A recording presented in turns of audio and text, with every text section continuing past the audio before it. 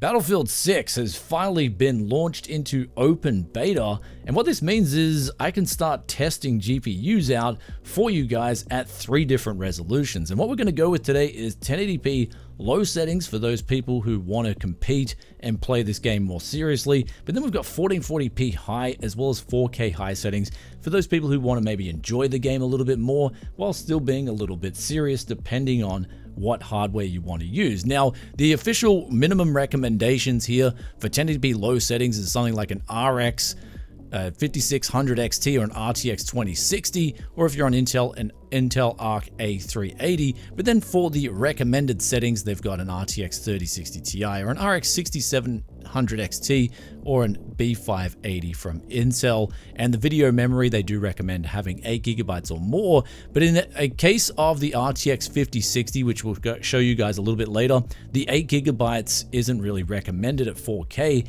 because it will cause extra stuttering. And also in the case of Intel, they've got their own issues at 1080p low settings, where I did get some abnormal extra sort of 0.1% low stuttering than I'm used to even on the latest drivers. Though in terms of CPU requirements, in today's video we tested with the 9800X3D, but in terms of doing CPU benchmarks, I'll save that for a separate video, as I've already maxed out 3 separate accounts for today's video because EA only let you change hardware up to 5 times before they then lock you out for 24 hours. Though one last thing about the requirements before we get into the benchmarks, they do say TPM 2.0 enabled is a requirement.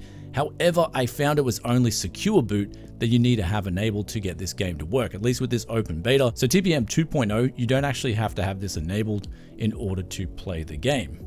Anyhow, with all that aside, let's get into these juicy benchmarks right after today's video sponsor. Do you need to get Windows 10 or Windows 11 activated and don't want to spend $200 or some other exorbitant price? Well, if so, today's video sponsor VIP SCD Keys has you covered. For as little as $15 using the coupon code BFTYC, you can get Windows 10 activated, and for a little bit more you can get Windows 11 activated too. Links in the description below to find out more. Welcome back to Tech Yes City, and we're going to start off with these 1080p low settings benchmarks, where if you guys don't want any stuttering in Battlefield 6, then I would recommend turning off all these extra fancy features. For instance, I did find anti-aliasing created extra hitching on the game. Occasionally it wasn't that bad, but when I turned that off, as well as turning things off like film grain and vignetting and all these extra filters, I found the game ran really smoothly, especially for an open beta.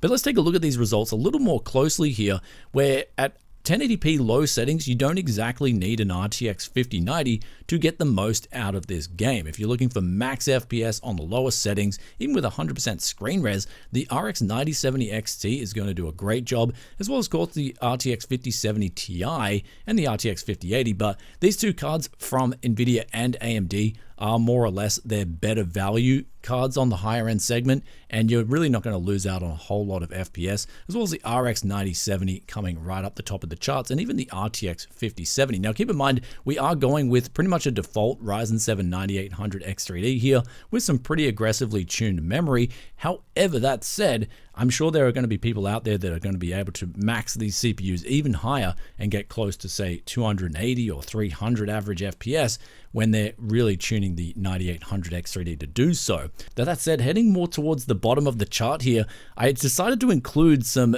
of my personal favorite cards in today's benchmark, and that is the RTX 3060 12GB. It's a really popular card still on the market, as well as the RX 6600 8GB, and of course the GTX 1080 Ti 11GB. Now, I thought the GTX 1080 Ti was going to they're dropping the driver support for this card, but it still just goes absolutely fine in this game. And in terms of maybe 2025 is the last dance for the 1080 Ti, but it's good to see that it is still doing exceptionally well for a latest release title in 2025 from a card that was released, it's moving, I think, nearly 8 years old in terms of its release date for the 1080 Ti, so doing exceptionally well. But if we look further up the chart here, we can see the RX 6700 XT, great experience, especially versus the RTX 3060, and I'd have to give the edge here, even looking at, say, the 9060 XT 8GB versus the RTX 5060, I'd have to give the slight edge here for AMD in terms of value for money and raw rasterization in Battlefield 6. Now, one thing to keep in mind with this title is it does feature the upscaling technologies FSR, DLSS, and XS from Intel.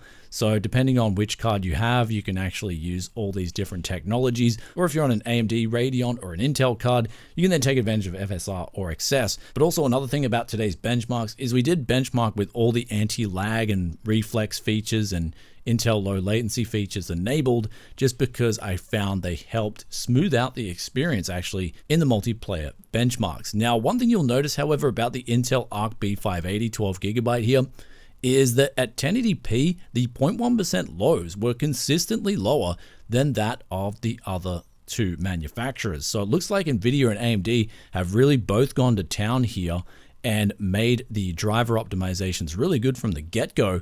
But then when we move over to the Intel side of things, especially at 1080p low settings, it looks like the Intel team there, the driver team, does have to do some further improvements to get those 0.1% lows to catch up to the average FPS. So summing up 1080p low settings benchmarks here, we can see that the AMD is offering probably the best value for money here in terms of getting a smooth experience, especially on the new side of graphics cards.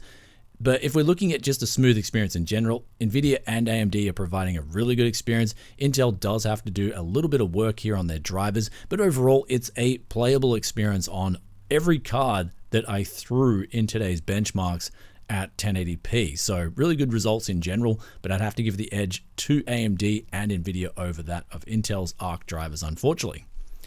Then now we're moving on to 1440p high settings, and here's where a lot of fun happens, because you can still get a really competitive experience here, not just in the average FPS, but the 0.1% lows, but then get a much better visual experience than that of 1080p, especially with both the high resolution and then the settings too. But what we're seeing here at this resolution is this is where the 5090 is actually still being limited by the CPU, the Ryzen 7 9800X3D. As we can see with the RTX 5080, it's actually pretty close to that of the 5090 at this resolution. Here's where the RTX 5070 Ti does tend to overtake the RX 9070 XT at this resolution on high settings, but that's, I believe, because as we go higher into the resolution here, the GDDR7 VRAM on the 5070 Ti does help it get better performance than that of the RX 9070 XT. However, it is good to see that the RTX 5070 is giving out a really smooth experience at 1440p. Then moving down in the stack here, we've got the RX 9060 XT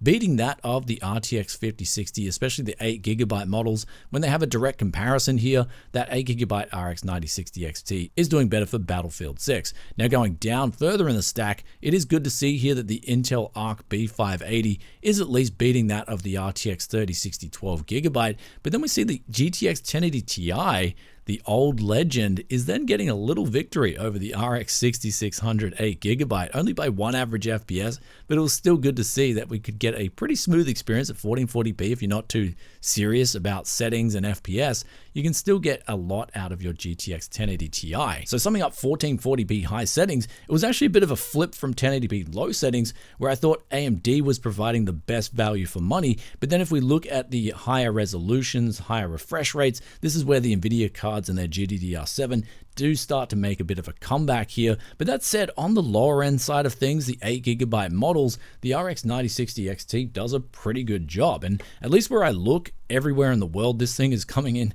at MSRP. Same with the RTX 5060 8GB. So if you can get them even cheaper than MSRP and Battlefield 6 is all you want to play, then these two cards are going to do a pretty good job at this resolution. However, that said, we're going to move over to 4K now, where this is just like the Intel Arc B580 had a bit of a spat at 1080p, and even then you can see with the 0.1% lows, it's coming in lower than that of, say, a 1080 Ti at 1440p. When we look at 4K, this is where the RTX 5060 8GB in particular then starts to just basically spit the dummy. It's finished. It doesn't want any more good value for money. And so what it's done here with the 0.1% lows is it's tapped out essentially, which is kind of surprising because the RTX 5060 8GB, essentially I thought Nvidia had better optimization for VRAM, but it looks like they're going to have to give some more optimizations for this card, especially to play at 4K, where the RX 9060 XT 8GB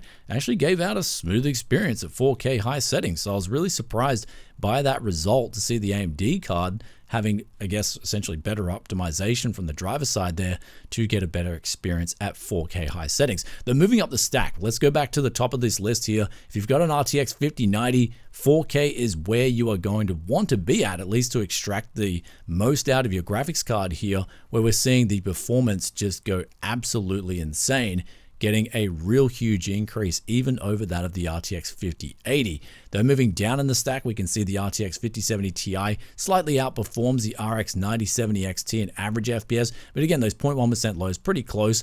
The 9070 XT giving out a really good experience though, not falling that far behind that of the 5070 Ti. Then moving further down the stack, RX 9070 and also the RTX 5070 being where they should be. RTX 5060 Ti as well, nothing much to see here. But as we go further down, we're looking at the RTX 3060 versus the B580, and the RTX 3060 is doing better at 4K, which traditionally I used to see the B580 start to catch up to the RTX 3060 at this resolution. So this is again sort of cementing for me personally that the Intel Arc drivers, again, they still need more optimization for Battlefield 6, where the RTX 3060 traditionally should be losing to the Intel Arc B580, especially at 4K.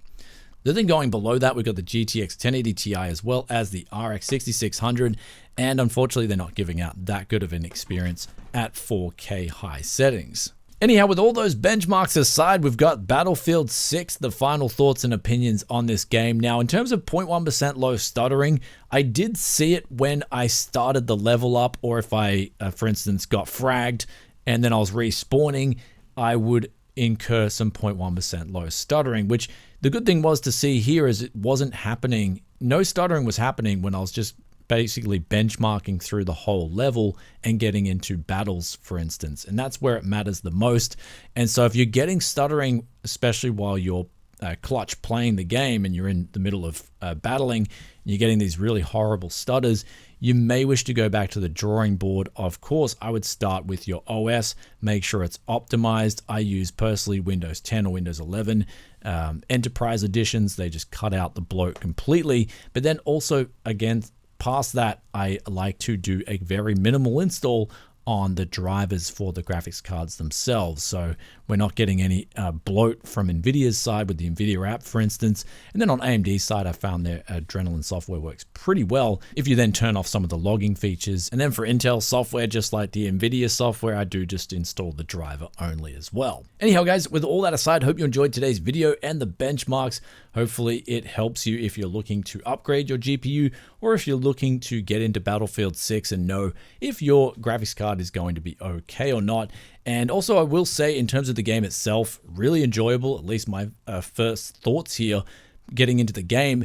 The one thing about Battlefield to keep in mind is it's more of a patient FPS as opposed to, say, Fortnite or something like that, where in Fortnite you're just rushing in and you can rush around the map, especially if you've got good loot, and you can really get ahead. But in terms of Battlefield, it's you've got to know the maps, you've got to know where the choke points are and things like that, and you can't just Rambo in, otherwise good players will just completely mince you up. So it's a different style of FPS, but me personally, I really enjoy it. I enjoyed all different games, and this game is definitely got its unique appeal. And in terms of me starting out, I was just using the engineer class because I found tanks were really hard to deal with, and a lot of my allies were just not getting any anti-tank at all. So I just go with an engineer class, and then you get the RPG upgrades there as well, extra 2 of those, and you also can then just change over to an assault rifle. So that was my class, and I do recommend that if you're starting out in Battlefield 6. Something like that would be a good class to go with. Anyhow, guys, hope you enjoyed today's video. If you did, be sure to hit that like button and also let us know in the comment section below.